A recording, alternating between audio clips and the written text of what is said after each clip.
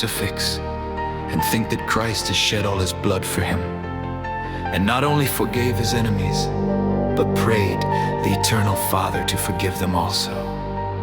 Let him remember also that when he says the Pater Noster every day, instead of asking pardon for his sins, he is calling down vengeance upon them. 3 men are generally the carpenters of their own crosses. For let us concertain ourselves so completely in the divine love, and enter so far into the living fountain of wisdom through the wounded side of our incarnate God, that we may deny ourselves and our self-love, and so be unable to find our way out of that wound again. We must not give up praying and asking, because we do not get what we ask all at once. He who is unable to spend a long time together in prayer should often lift up his mind to God by ejaculations. We must often remember what Christ said, that not he who begins, but he that perseveres to the end shall be saved. We ought to abhor every kind of affectation, whether in talking, dressing, or anything else. 9. When a scrupulous person has once made up his mind that he has not consented to a temptation, he must not reason the matter over again to see whether he has really consented or not, for the same temptations often return by making this sort of reflections.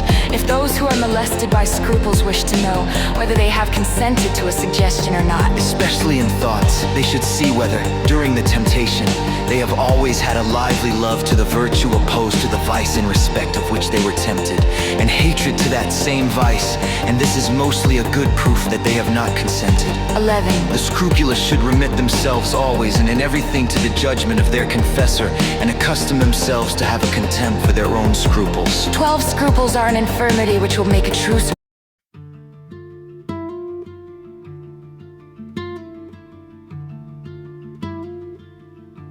to acquire and preserve the virtue of chastity, we have need of a good and experienced confessor. Let a man who desires the first place take the last.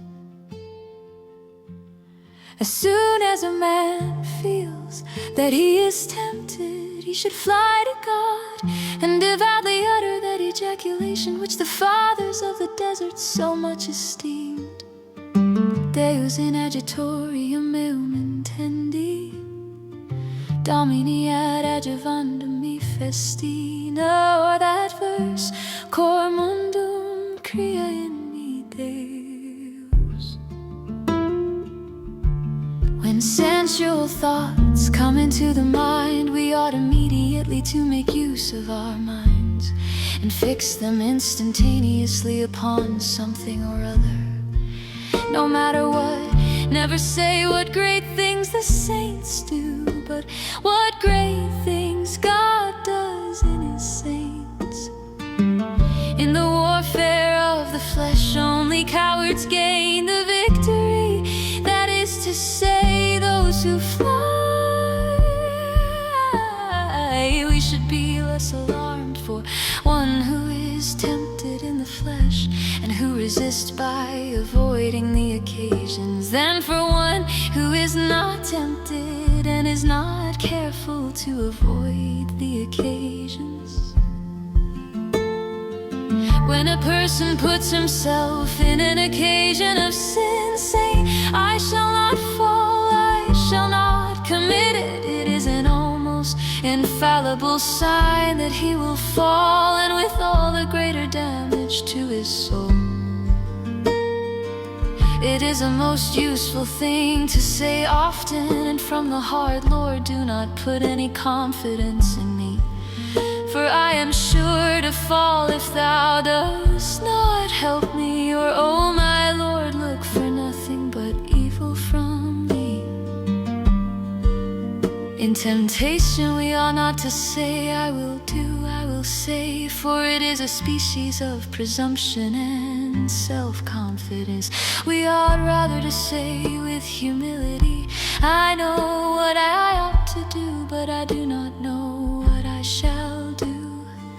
The stench of impurity before God and the angels is so great that no stench in the world can equal it. 12. We must not trust in ourselves, but take the advice of our spiritual father and recommend ourselves to everybody's prayers. 13, we must avoid lies as we would a pestilence.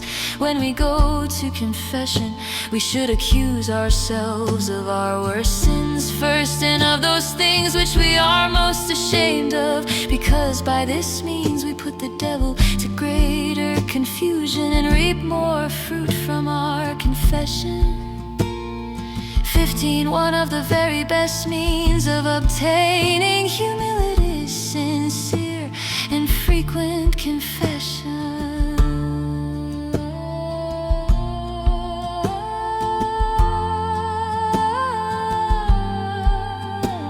In trying to get rid of bad habits, it is of the greatest importance not to put off going to confession after a fall, and also to keep to the same confessor. In visiting the dying, we should not say many words to them, but rather help them by praying for them.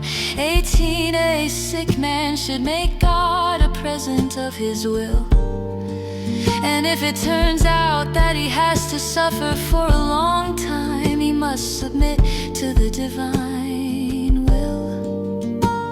The sick man must not fear when he is tempted to lose confidence, for if he has sinned, Christ has suffered and paid for him. 20, let the sick man entered into the side of Jesus and his most holy wounds. Let him not be afraid, but combat manfully, and he will come forth victorious. The true way to advance in holy virtues is to persevere in a holy cheerfulness. 22, the cheerful are much easier to guide in the spiritual life than the melancholy. Those who wish to enter upon the religious life should first of all mortify themselves for a long time, and particularly mortify their will in things to which they have the greatest repugnance. 24, excessive sadness seldom springs from any other source than pride. 25, charity and cheerfulness, or charity and humility, should be our motto.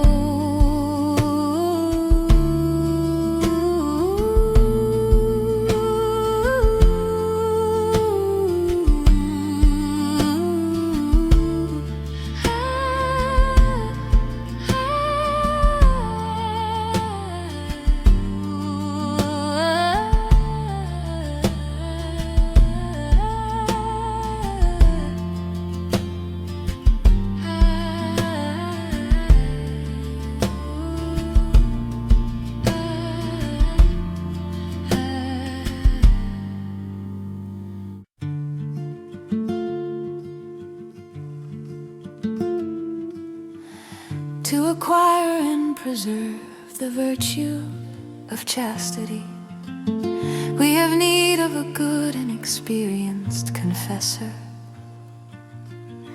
Let a man who desires the first place take the last, as soon as a man feels that he is tempted.